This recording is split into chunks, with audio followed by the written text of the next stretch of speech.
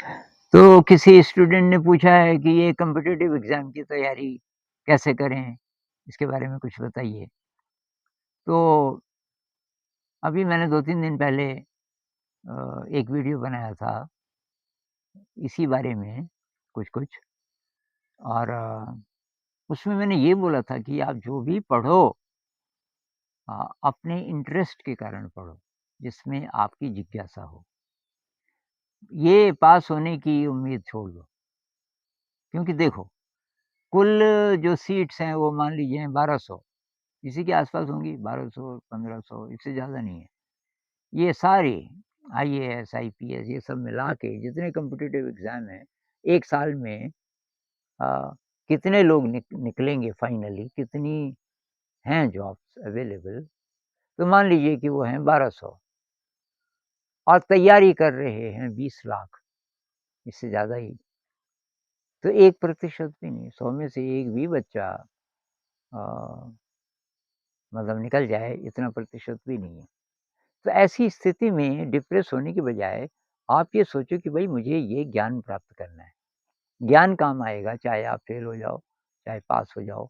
और बहुत लोग पास हुए, जॉब मिली और उन्होंने छोड़ दी कि ये नहीं चाहिए था, यहाँ तो बहुत ज़्यादा बोरिंग है।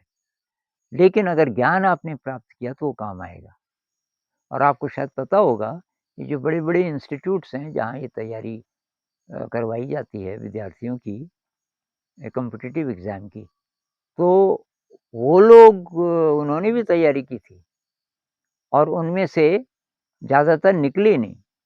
कोई-कोई क्या पता निकले हों और उन्होंने फिर वो छोड़ के और ये शुरू कर दिया हो, लेकिन बहुत सारे हैं जो वहाँ नहीं निकले, अब वो पढ़ा रहे हैं।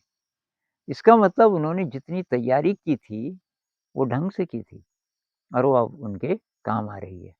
तो पढ़ा नहीं भी रहे होते, कुछ भी वो कर रहे होते तो ज्ञान तो काम आएगा। एक चीज़ तो ये कि उसको पैशन बनाओ, उसको शौक बनाओ, मुझे जानना है, जिज्ञासा पैदा करो, ये असली चाबी है। और तब कितना भी सिलेबस हो, तो बाकी टेक्निक्स आपको पता होंगी कि वो जैसे मैं भी बोल रहा था, ख़ास-ख़ास जितने सूत्र वग़ैरह हैं, आपके फ़ॉर्मूले वग़ैरह उनको लिख के और दीवार पे लगा दो, एक ये तरीका है। एक माइंड मैप बोलते हैं, माइंड मैप का मतलब ये है कि जितनी जानकारी है जैसे एक पूरा पेपर, उसमें जो-जो ख़ास-ख़ास बातें हैं, एक पूरी दीवार पे लगा दो, उसमें लिंक बना दो, किसका किससे लिंक है, इत्यादि। शॉर्ट नोट्स बनाओ, उनको रिवाइज़ करो।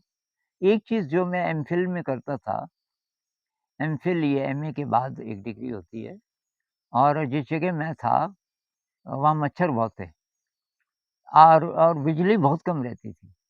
तो अब कैसे पढ़ें? बिजली भी बहुत कम है, मच्छरदानी भी लगानी पड़ रही है।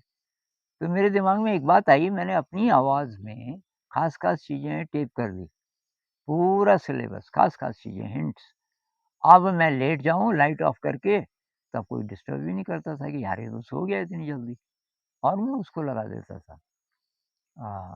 वो टेप रिकॉर्डर होता था उस ज़माने में और कैसेट्स होती थी। उसको लगा देता था, मेरी आवाज़ उसमें से बोल रही है और उससे मेरी पूरी तैयारी हुई। मैंने किताबें एक ही बार पढ़ी, उसके नोट्स बनाए और उनको बोल दिया उसमें, कैसेट में। उसको मैं बार-बार सुनता रहता था। तो आँखें बंद हैं, आँखों पे स्ट्रेस नहीं पड़ रहा है और सुन रहे हो आप केवल और आप आराम भी कर ले रहे हो, लेटे हुए हो। एक ये भी टेक्नीक हो सकती है। कुल मिला के इस जिद पे आप अड़ जाओ कि जी क्लियर करना ही करना है। कोई-कोई लोग होते हैं एक बार नहीं निकले, दूसरी बार नहीं निकले, तो कोई और कॉम्पिटिशन उसमें भी नहीं निकले, कोई और। ऐसे में अगर आप निकल भी गए, इतना खपा दिया आपने दिमाग को। तो उसकी बजाय आप पूरे मन से क्योंकि आपकी जिज्ञासा है, इसलिए तैयारी करो और 1-2 बार से ज़्यादा मत करो।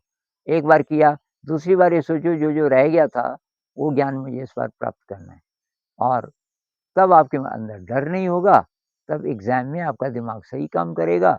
जो ज्ञान है, तो वो आप लिख दोगे और ये ऐसे आधा-आधा नहीं लिखोगे जिसमें ज़्यादा गड़बड़ होती है ना कि पूरा तो पता नहीं है, तो गलत होने की काफ़ी संभावना रहती है। तो पूरा जोश, पूरा पैशन ज्ञान प्राप्त करने के लिए पढ़ाई कर रहे हैं अगर आपको लगता है इसमें कोई ज्ञान नहीं है तो छोड़ो उसको, कुछ और करो। और ये सपना छोड़ दो कि इससे नौकरी करनी है, किसी भी तरीके से पास करना है। ऐसा करोगे तो कभी खुशी फिर मिलने वाली नहीं है। नौकरी तो मिल जाएगी, नौकरी का मतलब क्या? रोटी, कपड़ा, मकान, ये तो सब जानवर करते हैं। हम इंसान कब बनना शुरू होते हैं, जब हम ये जो भौतिक पदार्थ हैं, बाहर के जगत में जीने के लिए जो-जो करना पड़ता है, वो तो कर ले रहे हैं, लेकिन उसके अलावा अब हमारी जिज्ञासा ये है कि मैं इंसान हूँ, तो किस अर्थ में जानवर से अलग हूँ? वहाँ से आध्यात्म शुरू होता है और जो सचमुच की खुशी है, वो इसी रास्ते से मिलेगी, अध्यात्म के रास्ते से। तो संसार में भी आप अच्छा कर सकें, उत्साह से, उसकी भी यही चाबी है। अपने पैशन को फ़ॉलो करो। पैशन नहीं है किसी चीज़ में, तो ट्राई करो अलग-अलग चीज़ें। किसी न किसी में आपको पैशन नज़र आएगा।